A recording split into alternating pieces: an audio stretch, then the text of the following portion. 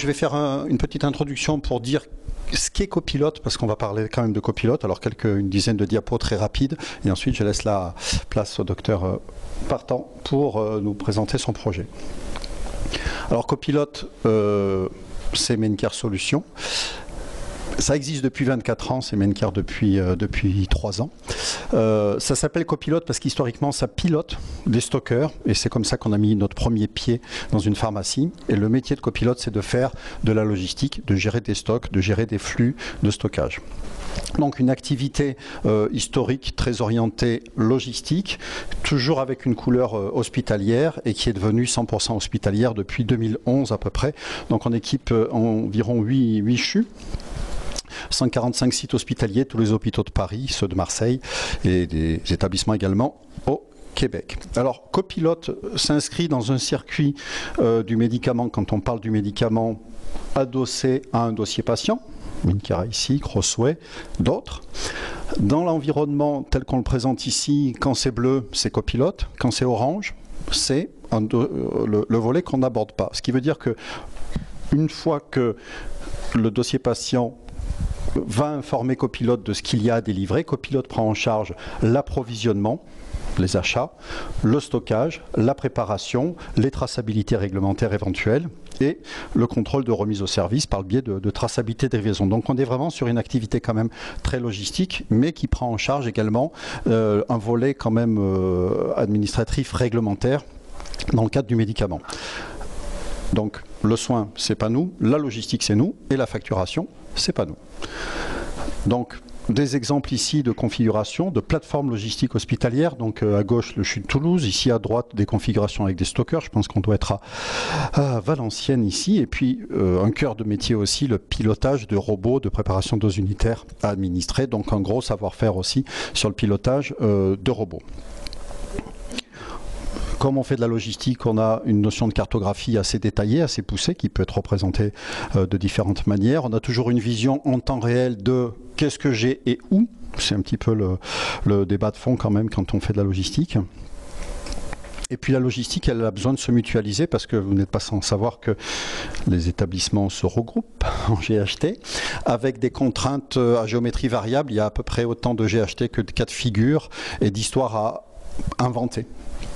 Alors là, on va avoir une histoire d'ici peu qui va nous être contée dans un contexte où on a différents établissements qui ont des DPI qui peuvent être communs ou pas, qui ont des GEF, des gestions économiques et financières qui sont locales, et dans un environnement, c'est un prérequis très fort, dans un environnement où il n'y a pas d'entité juridique commune, où le fait de se vendre de la matière entre établissements est complexe dès lors qu'on n'est pas sur une entité juridique commune, on est obligé d'utiliser un artifice, entre guillemets, qui en l'occurrence est ici un GCS, donc un groupement de coopération sanitaire, qui a été fait dans le cadre du projet qui va nous être exposé. C'est un GCS qui a été monté il y a quand même pas mal d'années, mais qui est le support et qui est nécessaire pour ce type d'opération. On se pose la question s'est posée, on va peut-être avoir une réponse en tout cas sur ce retour d'expérience, avec la question, est-ce que je veux mettre en œuvre une plateforme commune, dédiée, qui va alimenter un peu tout le monde, ou bien est-ce qu'on fait un palier, ou est-ce qu'on réfléchit à une répartition logistique entre établissements sans mettre en œuvre forcément une plateforme. Donc c'est la question et le débat, j'allais dire, va être éclairé sous un certain angle, grâce au docteur Pardant, à qui je laisse la parole. Le projet de notre pharmacie, c'est un exemple parmi tant d'autres, parce que les pharmacies hospitalières, il y en a quasiment autant de modèles que d'établissements de santé. La particularité que l'on avait, c'est qu'on est donc une pharmacie qui a plus qu'une seule autorisation réglementaire et qui est pourtant déployée sur différents sites de différents établissements.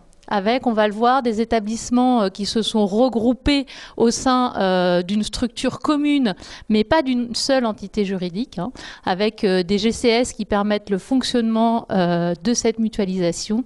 Et on est aujourd'hui, donc ça c'est assez historique, et on est aujourd'hui en phase de transformation un petit peu de notre organisation avec les GHT et avec la notion d'établissement support. sachant que ça reste compliqué chez nous puisqu'on a dans notre giron des établissements privés qu'il faut intégrer avec voilà, quelques particularités entre le privé et le public. Donc je passe sur ça. Alors là, c'est la présentation. Donc moi, je viens de Quimper. Alors pour ceux qui ne situent pas, Quimper, c'est au bout de la Bretagne, hein, extrême ouest, au sud du département du Finistère. Au nord, c'est Brest. À l'ouest, des États-Unis. Le sud, on n'a personne. Et à l'est, après, c'est Vannes, Lorient, Rennes, Nantes. Voilà.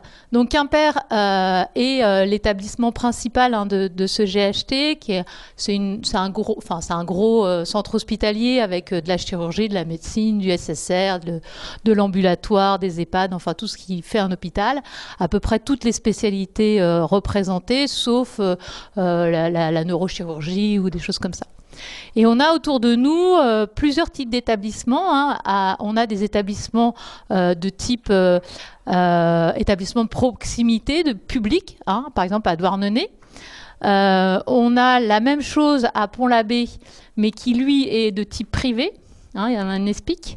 On a la même chose à Concarneau, mais qui lui était fusionné avec Quimper depuis les années 80. Donc encore une autre façon de fonctionner. Et à côté de ça, on a un centre en santé mentale à Quimper et puis un établissement SSR, lui aussi privé. Le bassin de population, c'est à peu près 300 000 habitants. On a à peu près 3 000 lits à gérer. Et on voit que l'intérêt de notre GHT, c'est quand même, on est relativement proches les uns les autres. C'est-à-dire que la distance moyenne est de 30 km, ce qui permet une mutualisation quand même assez simple, une demi-heure de trajet. On n'est pas à Paris, hein, à Quimper, ça circule. Donc 30 km, c'est une demi-heure, pas plus. Ça se gère. Voilà. À noter que dès aujourd'hui, on a plus de la moitié des praticiens qui travaillent sur au moins 2 sites. À l'intérieur de ces sites-là. Alors, je ne vous ai pas parlé, on a aussi une petite structure, mais qui n'est pas petite pour nous parce qu'elle est importante, c'est l'HAD. L'HAD reste aussi un site de la pharmacie puisque on a du personnel dedans et puis surtout des produits de santé. Bon, ça, je vais passer vite, c'est sur les activités que l'on fait. Voilà. Notre projet, vous allez voir, il est quand même assez ancien. Hein. Les premiers travaux ont débuté il y a une dizaine d'années maintenant. Ils étaient, je dirais, parallèles aussi au rapprochement qu'avaient les directions au niveau des mutualisations possibles. Donc la première grande date, ça a été 2010 où on a commencé à mutualiser les astreintes, la permanence pharmaceutique le soir, donc sur Quimper pour l'ensemble des sites. Donc ça a été la première étape parce qu'il a fallu que tout le monde vienne travailler sur ce site-là, au moins pour l'astreinte. Après, on a eu l'étape clé dans notre projet qui a été l'autorisation unique en 2014. Cette autorisation unique de la PUI, elle a été liée à la centralisation du bloc. Les établissements ont décidé de fermer la chirurgie sur les sites de proximité et de tout centraliser sur Quimper. Quand on dit bloc, derrière on dit stérilisation. Quand on dit stérilisation, on dit PUI. Donc ça a été à cette occasion-là que du coup on a fait une autorisation unique. Mais en 2014, on n'avait que l'aspect réglementaire d'unique. On était encore chacun chez soi dans les différents sites et on avait très très peu d'activités mutualisées. Donc ça s'est fait progressivement avec, au début, plutôt avec Douarnenez parce que c'était un autre public. C'était assez facile, on s'entendait bien, donc on a commencé à travailler facilement avec eux. Et puis progressivement, on a intégré tout le monde. Et donc l'année dernière, on a eu, enfin il y a 2 ans maintenant quand même, on a eu donc un accompagnement pour permettre de définir notre schéma CI. Parce que bon, on s'entendait bien, on était contents, mais on restait quand même chacun chez soi. Et on n'avait pas d'outils communs, on n'avait pas du tout les mêmes pratiques sur les différents sites. On n'avait pas d'achat commun. Enfin, on avait des marchés communs pour certains établissements, mais l'approvisionnement n'était pas commun. Voilà, donc il y avait, on était un petit peu au bout de ce qu'on pouvait mutualiser simplement. Il fallait maintenant qu'on rentre dans une démarche, je dirais, active du projet, c'est-à-dire derrière nous, ce qu'on identifiait, c'est d'avoir des outils uniques. pour pouvoir travailler de la même façon. Et comme, je dirais, en parallèle du projet de la pharmacie, on avait un gros projet sur le dossier patient informatisé, avec un projet de dossier patient unique sur l'ensemble des sites du GHT, on a mené les projets, je dirais, de front, les deux projets de front, un projet logistique avec derrière un projet de système d'information unique pour la PUI et un projet, je dirais, de dossier patient unique pour le territoire, ce qui avait du lien et ce qui a permis de positionner finalement l'outil logistique comme un prérequis au déploiement du dossier patient unique. Alors ça, c'est valable chez nous parce qu'on fait beaucoup de ce qu'on appelle la dispensation nominative, c'est-à-dire qu'on prépare les doses des patients à partir des prescriptions médicales. Donc on voit bien qu'il nous faut une prescription médicale qui arrive à la pharmacie, qui soit structurée pour être traitée et permettre une préparation des doses. Donc cet accompagnement, elle nous a permis de définir notre projet sous un angle logistique. Alors ça, c'était quelque part pour aussi avoir le soutien de la direction, parce que quand on parle sécurité du circuit du médicament, ça parle un peu. Quand on parle pharmacie clinique, ça parle à personne. Quand on parle enjeu pour les pharmaciens, ça parle pas beaucoup aux directeurs. Donc c'est vrai qu'eux, ce qu'ils avaient envie de voir, c'était une plateforme logistique, parce que une plateforme logistique, c'est beau, c'est bien, c'est efficient, ça marche bien. Donc, on a dit oui, ok, on regarde si c'est vraiment efficient et comment on peut construire cette plateforme avec notre organisation actuelle et quelle cible on va chercher vers laquelle on va converger, sachant que nous, notre priorité, c'était la sécurisation des processus et ce qu'on appelle le déploiement de la pharmacie clinique, c'est-à-dire comment on accompagne au mieux, en tant que pharmacien ou préparateur, les patients et les personnels de santé. Donc il y avait un enjeu de proximité ou pas proximité. Est-ce qu'on garde des sites de proximité ? Est-ce qu'on garde des pharmacies dans chacun des sites ou finalement est-ce qu'on n'en a plus qu'une pour faire le travail pour tout le monde ? Est-ce qu'on centralise ? Voilà. Quelle est la valeur ajoutée sur chaque projet ? Et comment on construit une équipe vraiment territoriale confrontée à des équipes de sites où les gens se connaissent et ont une interface avec leur site. Donc l'idée, c'était de se mettre ensemble et de vraiment définir un schéma cible. Donc, je voulais rappeler quand même qu'une pharmacie, ça a des contraintes particulières. Donc d'abord sur ce qu'on appelle la iatrogénie ou le risque lié à l'utilisation des médicaments. Les médicaments, si c'est géré par des pharmaciens dans les structures particulières, c'est parce qu'il y a une toxicité potentielle du médicament, mais aussi de son usage. Donc ça, c'est important que dans notre métier, on n'oublie pas cette partie-là. On ne fait pas que de la logistique, sinon on sera au magasin central. On a aussi à gérer toute cette partie d'accompagnement et de circuit du médicament. Donc, pour nous, ça passait sur le développement de la dispensation nominative, de la pharmacie clinique, et puis toute la continuité entre les établissements de santé et la ville. Ça se développe beaucoup aujourd'hui, c'est-à-dire s'assurer qu'il y ait une fluidité d'information et pas de redondance d'activité entre ce qui se passe en ville et ce qui se passe à l'hôpital. Alors, il y a des enjeux financiers, bien sûr, puisque les produits de santé sur notre GHT, c'est quand même presque 50 millions d'euros. Donc, ça représente un budget conséquent. Et ce budget-là, il est pour 2/3 en recettes pour les établissements. Donc, on a un vrai challenge d'arriver à faire fonctionner notre PUI en ayant à la fois un bon approvisionnement des services cliniques, mais aussi un bon retour de nos recettes. C'est-à-dire qu'on ne peut pas se permettre de lâcher ce que ce soit la rétrocession ou le suivi des molécules onéreuses. Alors ça, c'est quelque chose d'important parce que c'est pas la vision n'est pas la même en fonction des sites. Sur un établissement de santé mentale, cette partie-là, elle est peanuts parce qu'ils ont un budget très faible et ils n'ont pas de recettes. Alors que sur un établissement qui fait beaucoup de MCO et beaucoup d'ambulatoires, c'est un sujet vraiment prégnant.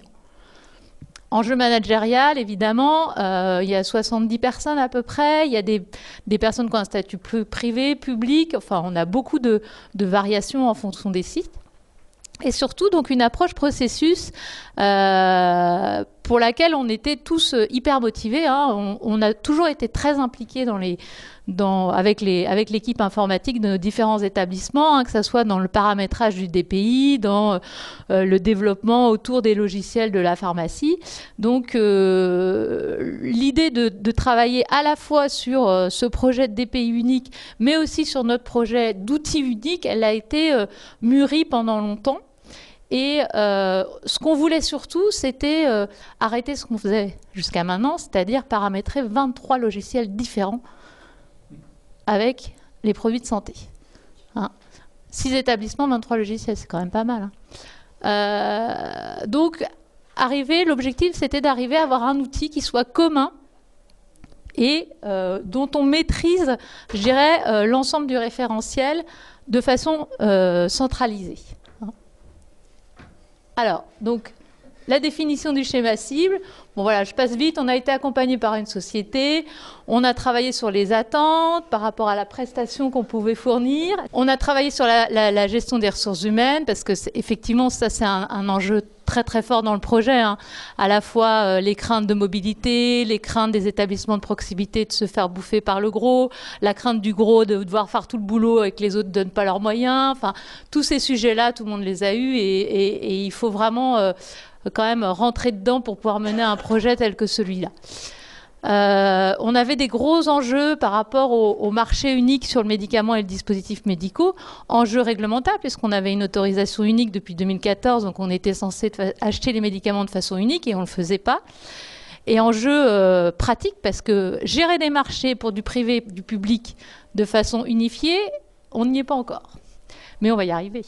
Voilà, stratégie, approvisionnement, bon ça c'était les grandes thématiques. Donc ces réunions ont regroupé, je dirais, l'ensemble des professionnels qui vont graviter autour du médicament, dans la pharmacie, mais pas que. On a eu aussi les services de soins, les directions des soins, la DAF, les DRH, et ça a multiplié par 6 établissements.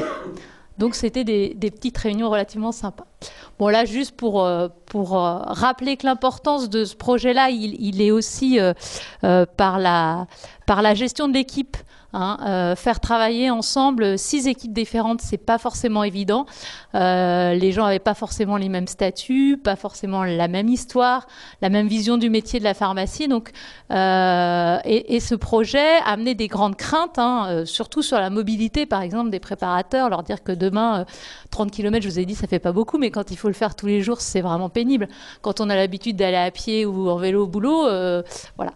Donc ça a été un sujet quand même qui a été à mener.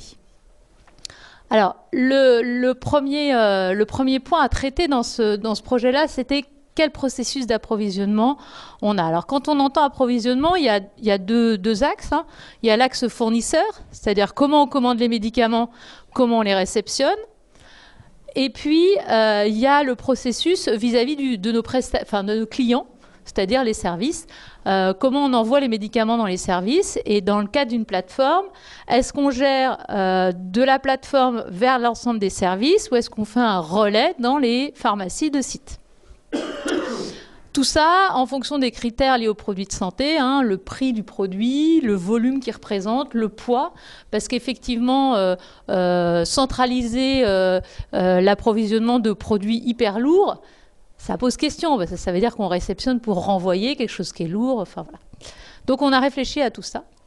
Et donc, voilà, là c'est le bilan de notre...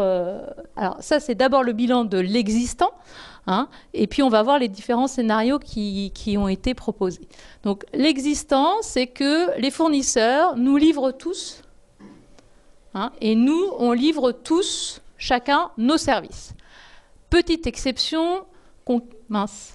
Concarneau, qui est là. Comme Concarneau était fusionné avec Quimper, on avait repris l'ensemble du circuit des dispositifs médicaux. Donc là, directement vers les services de soins. Hein, les flèches bleues, c'est vers les services. Et sur le médicament, on avait repris l'approvisionnement du site de la pharmacie. C'est-à-dire que les fournisseurs nous livrent nous, et nous, on livre Concarneau.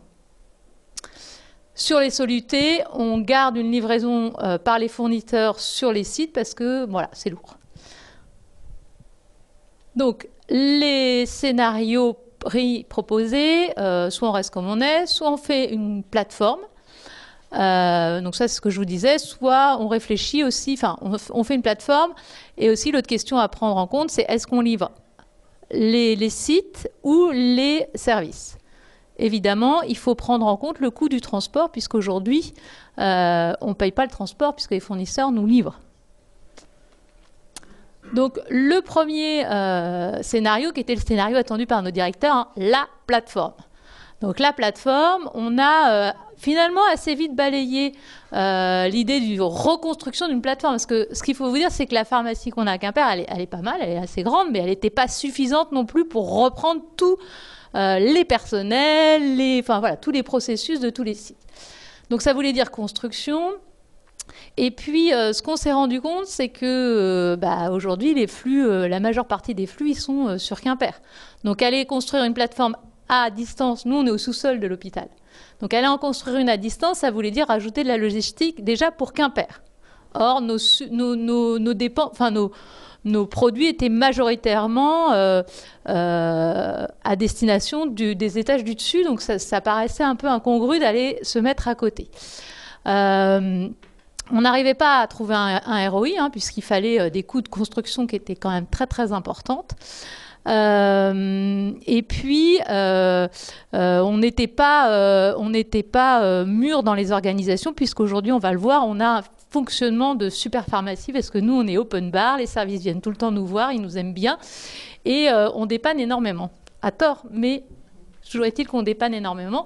Donc on s'est dit, si on se retrouve à même 3-4 km et qu'il faut aller dépanner les services, ça va être compliqué. Voilà, puis en plus, on n'avait tous pas du tout envie d'avoir une plateforme, donc on n'a rien fait pour montrer que ça pouvait marcher. Sur les DM, on va faire plateforme. Puisque je vous l'ai dit, le bloc a été centralisé, donc l'activité des DM, elle est majoritairement sur Quimper, donc on peut se permettre de prendre 20% de stock supplémentaire pour couvrir les besoins en dispositifs médicaux des autres sites. Donc DM, on devient plateforme avec un approvisionnement direct dans les unités de soins. Mais ça reste mesuré parce que les besoins en dispositifs médicaux dans des unités EHPAD, médecine, psy, SSR, ça reste... voilà, il y en a un petit peu, mais c'est pas très compliqué à gérer. Voilà, c'est pas très coûteux, enfin voilà. Sur les médicaments et les solutés, on a prévu 2 circuits. Un circuit pour les produits, je dirais, pas chers et lourds. Pour cela, on va laisser aux fournisseurs la logistique. Donc, on va se faire livrer dans les sites de proximité.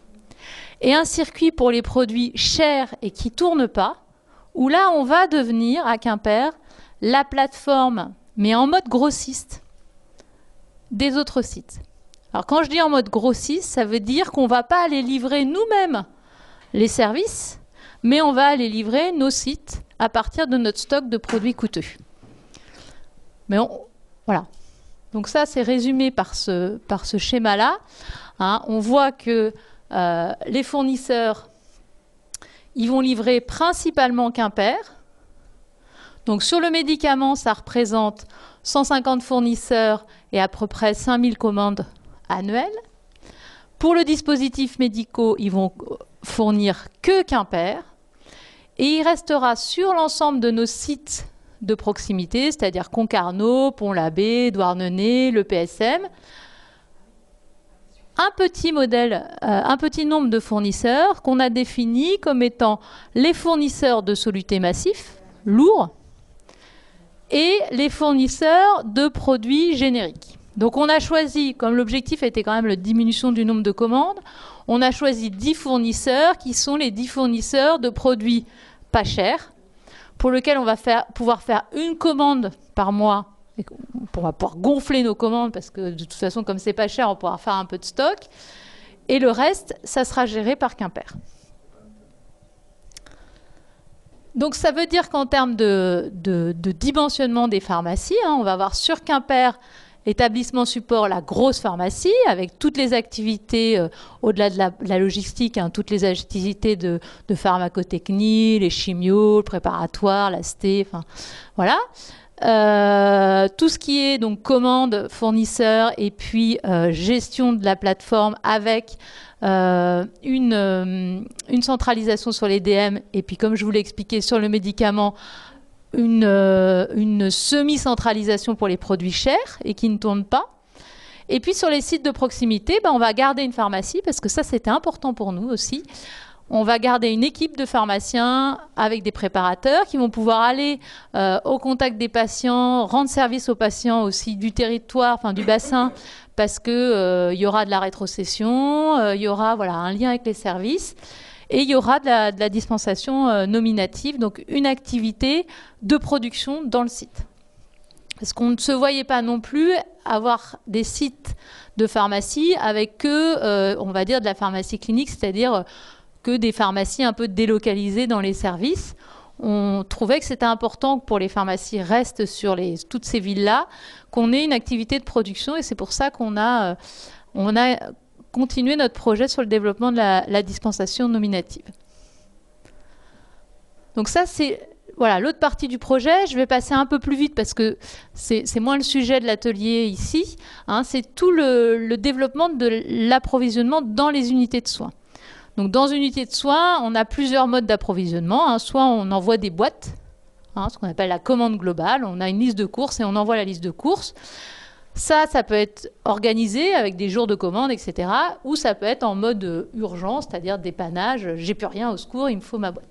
Soit on donne des boîtes, soit on donne des médicaments préparés en fonction des prescriptions médicales.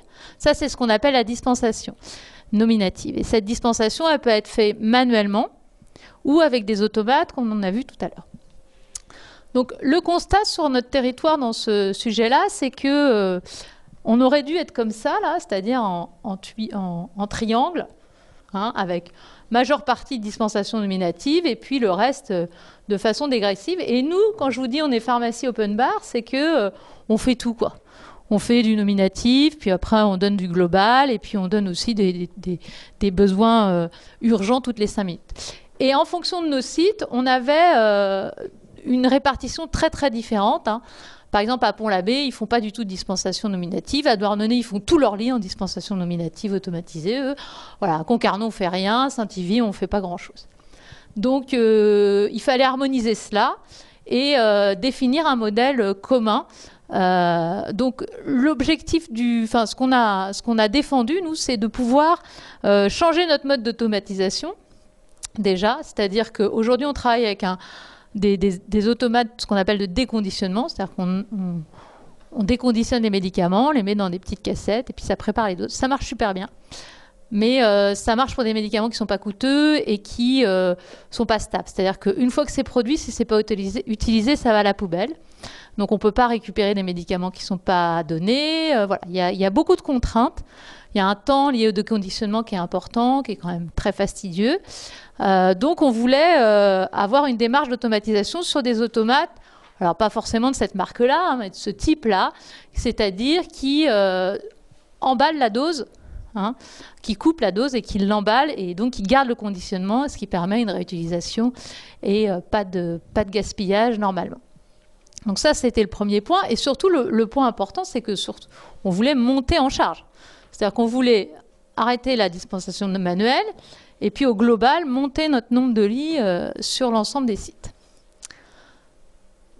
Je passe vite, juste pour vous dire que les enjeux de l'automatisation, c'était à la fois recentrer notre activité, parce qu'à Quimper, on faisait trop de dispensation nominative. On a un vieil hôpital qui avait été construit, la pharmacie avait été construite dans le cadre du développement de la dispensation nominative. C'était des premiers hôpitaux, on appelait ça les hôpitaux Fontenoy à l'époque.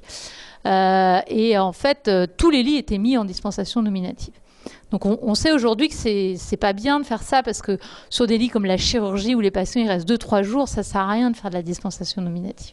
Donc il fallait qu'on revoie un peu notre cible et on voit aussi que ça nous permet des économies en personnel puisque on a quand même beaucoup de TP aujourd'hui consacrés à faire manuellement ces piluliers. Donc voilà, le schéma, je dirais, macro de notre projet. Alors aujourd'hui, on en est là. On est à la fin de celui-là.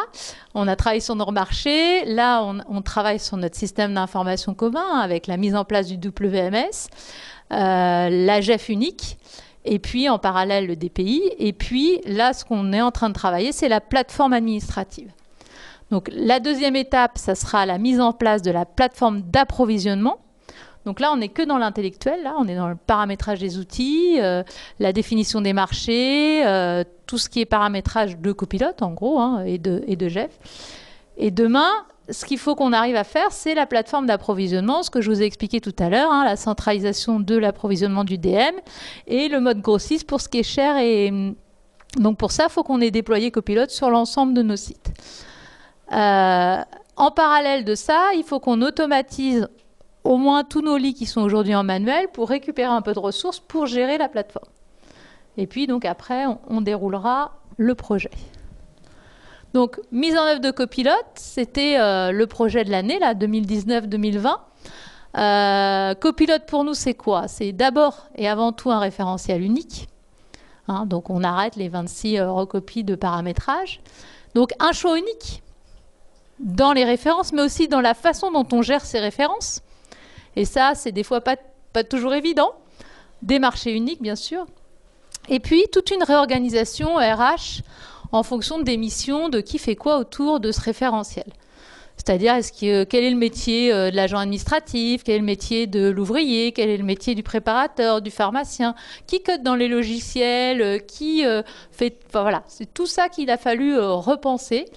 Et donc, l'idée, c'est d'avoir sur un premier site qu'on a déployé la déclination de tous ces processus, en sachant que, au-delà de la vision logistique, nous, ce qu'on avait besoin aussi, je vous ai dit tout à l'heure, hein, 50 millions, 3/4 de recettes, on ne veut pas se planter là-dessus. Donc tout ce qui est traçabilité des molécules onéreuses et des DMI et aussi tout ce qui est rétrocession, il fallait que Copilote suive le mouvement. Bon, je passe sur les cibles du projet de la plateforme administrative, hein, enjeux économiques et puis conformité réglementaire, marché unique, le WMS, la GEF unique. Donc ce qui a été décidé pour notre GHT, parce que ça a été très très compliqué, c'est de passer par la GEF de l'établissement support. Donc on a gardé notre GEF qui était déjà paramétrée, hein, de Quimper, qui était l'établissement support, et c'est elle qui va devenir la GEF pour la PUI, mais ce n'est pas une GEF de GCS, donc elle va faire des échanges avec une GEF selon la comptabilité M95 des GCS, parce qu'elle n'est pas M95, elle. Donc, mais pratiquement, c'était la GEF de l'établissement support qui allait porter l'ensemble des achats de médicaments. Ce qui pose derrière des grosses questions, hein, parce que qui dit achat de médicaments, dit support financier de l'ensemble des sites, dit aussi voilà, discussion avec les trésoreries et autres sur ce sujet-là. Mais il y a un moment, il fallait trancher, parce que le fait de mettre en place Copilote, il fallait qu'on ait une GEF derrière. Et on ne pouvait pas avoir plusieurs GEF en fonctionnement centralisé. Donc voilà notre circuit, là ça va vous intéresser plus, hein. Notre circuit entre les différents outils. Donc on a les DPI, demain on n'en aura plus qu'un seul, mais aujourd'hui on en a quand même encore 5. Donc on a nos 5 DPI, ça c'est pour les infos de prescription. Et puis donc on a notre copilote là. Donc, ce qu'on a défendu bec et ongle, c'est que le copilote, ce soit le seul outil de la pharmacie. On était un peu obsessionnel, hein, mais quand on a fait du paramétrage en 26 outils, on n'a qu'une idée fixe, c'est de dire la pharmacie, c'est un seul outil qui fait tout du sol au plafond. Alors, il a fallu se battre. C'est pas facile. C'est pas facile tous les jours, mais pour l'instant, on arrive à tenir la route, c'est-à-dire que copilote nous permet de tout faire en s'appuyant sur la GEF. Donc quand je dis tout faire, c'est-à-dire que on va... nous, on crée nos produits dans Copilote, ça les envoie à GEF, et GEF nous renvoie toutes les informations aux fournisseurs. Donc on ne crée pas vraiment les produits dans Copilote, hein. C'est quand même GEF qui reste maître de tout ce qui est financier, etc. On fait attention à ça. Mais on commence quand même par copilote. Pour nous, c'est important parce que c'est là où on a notre référentiel. On fait tout ce qui est précommande, donc définition des commandes dans copilote. Et aujourd'hui, on passe même nos commandes par copilote. C'est-à-dire que ce circuit-là qui avait été validé au début, il a été changé. On passe nos commandes par copilote et copilote envoie le flux de commandes à Jeff. On fait nos réceptions dans copilote et copilote envoie le flux de réception à Jeff. Tous les mouvements de stock sont faits dans copilote et envoyés à Jeff, ainsi que les inventaires. Voilà. Bien sûr, on a les demandes de service, plus tout ce qui est traçabilité, rétro, enfin je vous passe le détail. Donc tout ce qui est financier reste dans la Jeff, tout ce qui est marché, conditions d'achat, etc.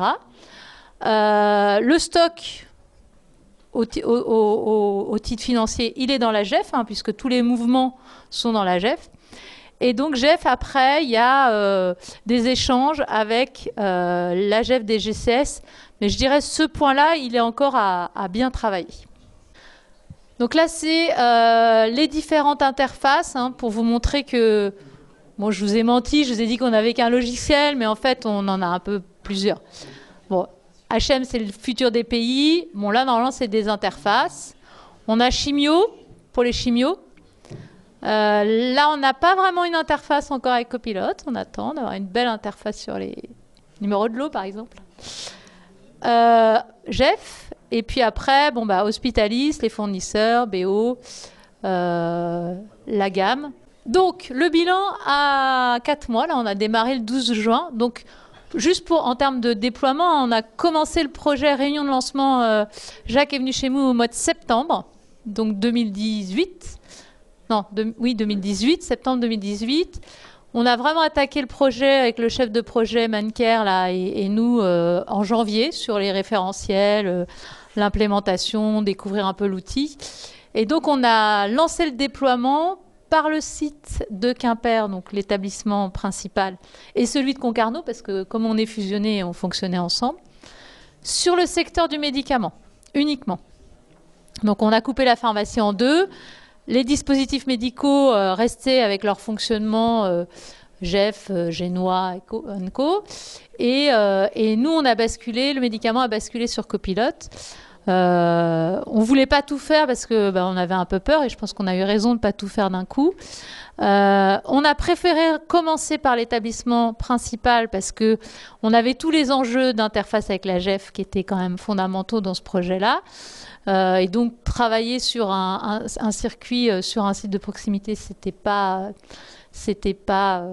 efficient. Alors aujourd'hui là, alors que je suis ici, on commence le DM. Donc vous voyez, 4 mois après. Et l'idée est de commencer le déploiement des sites de proximité par Douarnenez au mois de mars-avril. Donc c'est quand même long. Et là, ça fait 4 mois qu'on travaille beaucoup quand même.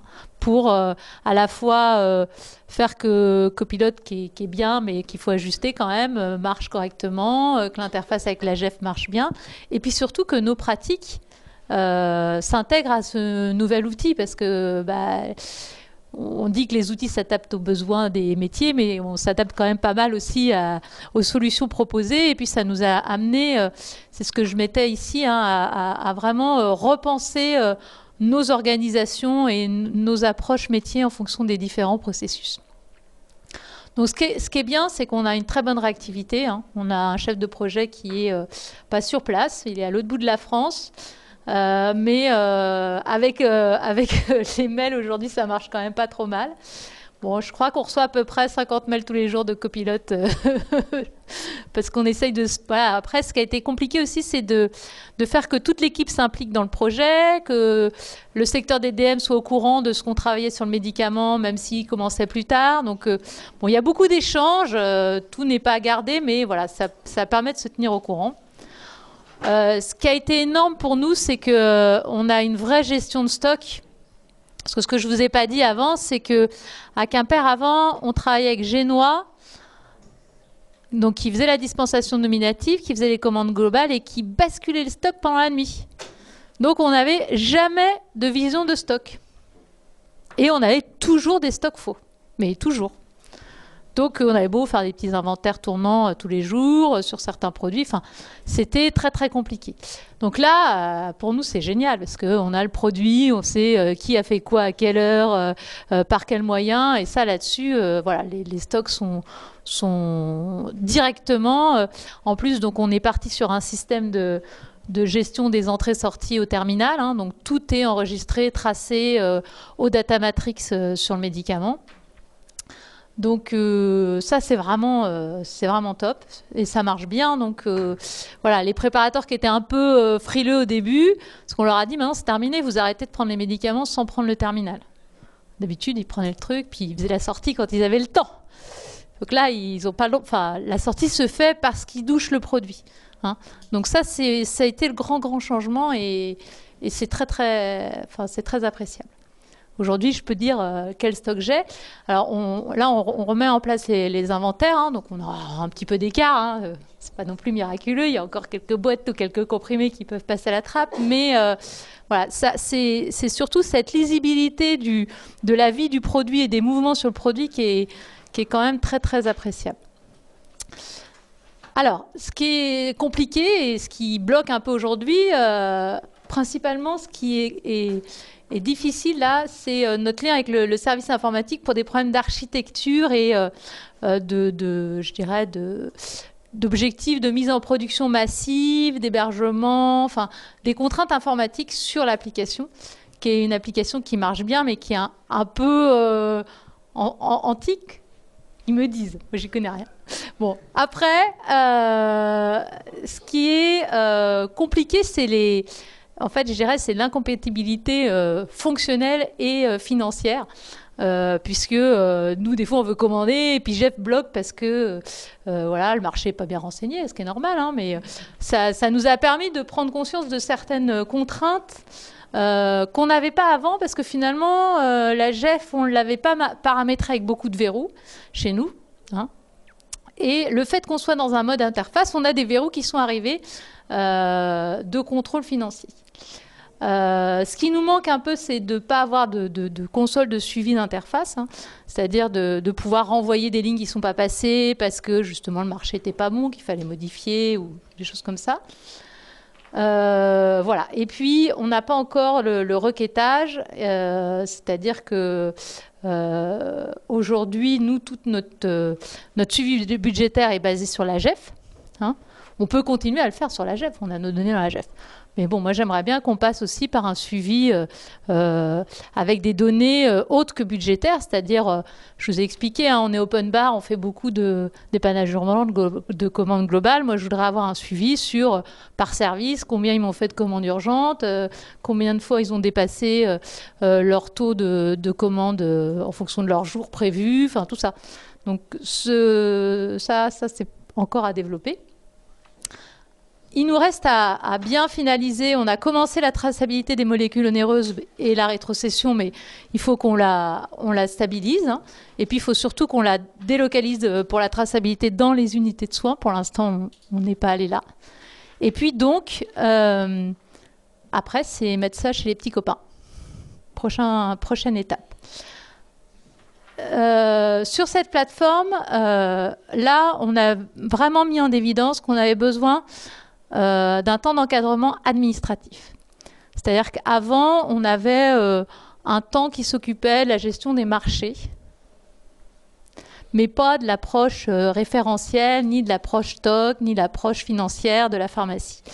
Et donc, bon, pas que Copilote, hein, mais tout ce projet-là et puis l'expérience qu'on a depuis quelques temps nous ont amené à dire qu'il fallait vraiment qu'on ait quelqu'un qui fasse du suivi sur la performance de la pharmacie et sur la gestion des stocks.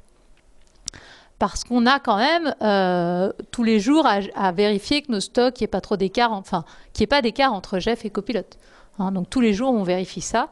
Et quand il y a un écart, il faut qu'on analyse pourquoi il peut y en avoir. Mais il n'y en a pas beaucoup. Bon, là, c'est le calendrier. Donc, 2020, vous avez compris, hein, mise en place de la plateforme. avec mutualisation des effectifs pharmaceutiques, l'encadrement, je vous en ai parlé. Dans la communication, c'est important, c'est que là, on gagne rien. Là, on dépense beaucoup parce qu'on passe beaucoup de temps. Il faut mettre en place les organisations, il faut réfléchir à beaucoup de choses, il faut expérimenter, il faut tester, tout ça. Là, on gagne rien. Là, on va commencer à gagner. Parce qu'en plus, là, même quand on va mettre copilote à Douarnenez, à Pont-l'Abbé, à Concarneau, on ne va pas centraliser les commandes. On ne va pas être dans le processus de plateforme d'approvisionnement.